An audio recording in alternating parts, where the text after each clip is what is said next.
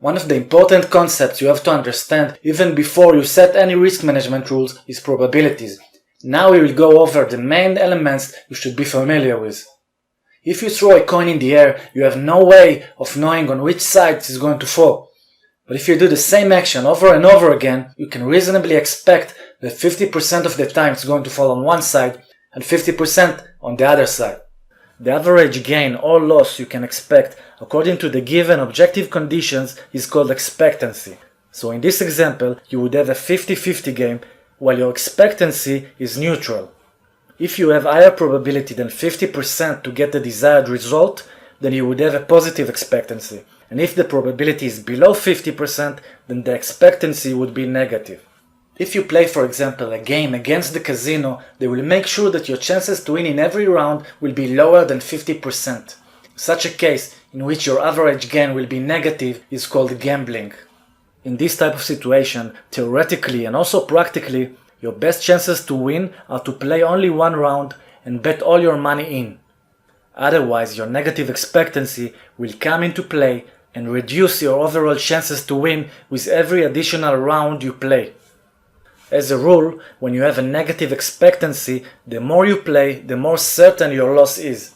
If you could theoretically play forever, you would lose with absolute certainty. The good part is that the opposite is also true. If you manage to turn the odds to your favor and get a positive expectancy, then nothing should stop you from keep growing your account exponentially beside the poor money management method. Getting a positive expectancy is a very hard task when you play in a casino, but in trading it's much easier. And fortunately, we are here to talk about trading and not gambling. All you need is strategies that generate more profits than losses. With brokers, just like in the casino, you start with a slightly negative expectancy. If you win and lose the same amount, you will be in an overall loss due to small commissions you have to pay for each trade. However, by using the available tools such as the ones we learned to analyze the market and develop good strategies, you can definitely turn the odds to your side, eliminate the house advantage, and keep growing your account. The bottom line is this: if you don't have a positive expectancy, you solely rely on luck, and nothing you'll do, including the best money management system, will help you.